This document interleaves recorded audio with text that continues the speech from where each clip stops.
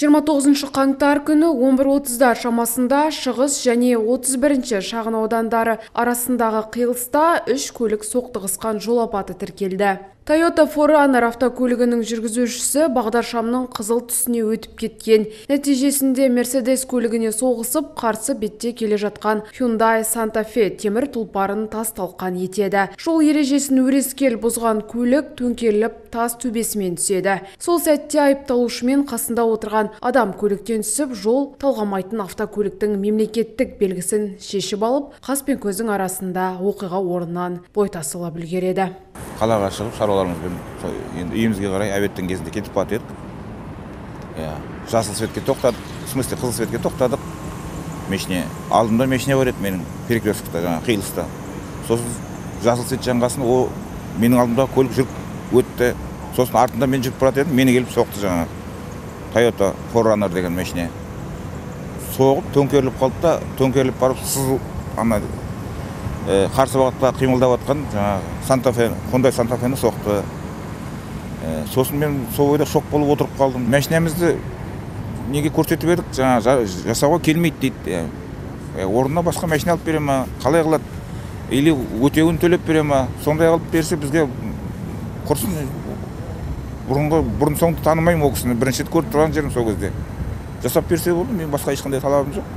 Осыдан соң жедел жәрдем көлігі келіп, өздерін жол ережесін бұзған жүргізушінің анасы мен әйелі ретінде таныстырған жолаушыларды алып кеткен. Бірақ кейін белгілі болғандай, олар жарты жолда медициналық орталыққа барудан бас тартып, көліктен түсіп қалған. Қазіргі таңда олардың да аты жөні белгісіз, дейді жәбірленуші Амангелді Сағымбаев. Зардап шегушілердің айтуынша, олар 11:30-да болған. Оқиғадан кейін үйлеріне кешкі 6-да бірақ оралған. Ал оқиғаға кінәлі жүргізуші әлі күнге дейін бой көрсетпеген. Тіпті полиция департаментінің жол сақшыларынан бөлек оқиғаны зерттейтін тиісті мамандар да келмеген. Жәбірленушілерді алаңдататыны да осы: айран ішкен құтылып, шелек жалаған тұтылмаса болар еді, дейді олар. Жол көлік полициясы келді, 2 адам болып келді. Біреу ана жолға шығып, жолға перекрестке шықты да, төңкерілген тұмсығын қағып кеткен Mercedes машинасы бар екен, ана кісінің. Сәттіғұл деген жігіттің Mercedes машинасы. Соны барып жолдан шығарамыз деп соған кетті. Ана келген несі біздің қасымызда тұрып әңгімелесіп тұрды да, ешкімнен құжат сұраған жоқ. Олардың міндеті бірінші келіп құжаттарын жинау ғой. Машинаның ішінен 2 жігіт шығып, бірін-бірі сүйреп шығарды. Ішінен 2 әйел, 1 бала шықты. Барлығы 5 екен. Жаңағы жігіт мен жолаушымын дейді, ол мас күйінде.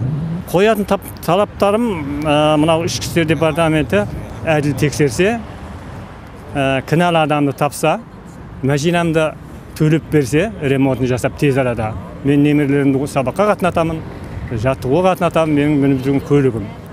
2022 жылы 29 қаңтар күні сағат 11:30 шамасында шығыс 2, 31А, 31Б, шығыс 3 шағын аудандар арасындағы қиылыста жол көлік оқиғасы орын алды. Toyota 4Runner автокөлігінің жүргізушісі бағдаршамның тыйым салынған сигналынан өтіп, Mercedes-Benz автокөлігімен соқтығысқан. Инерция салдарынан автокөлік аударылып, Hyundai Santa Fe автокөлігімен соқтығысты. Жол көлік оқиғасының кінәлі жүргізушісі оқиға орнынан тастап, қашып кеткен. Нәтижесінде зардап шеккен 3 адам Маңғыстау облыстық ауруханасына жеткізілді. Медициналық көмек көрсетілгеннен кейін барлығы үйлеріне жіберілді. Қазіргі уақытта жүргізушіні ұстау бойынша жедел іздестіру шаралары жүргізілуде. Белгісіз тұлғаға қатысты Қазақстан Республикасының әкімшілік құқық бұзушылық туралы кодексінің 610 бабы бойынша әкімшілік хаттама толтырылды. Автокөлік айыптұраққа қамалды.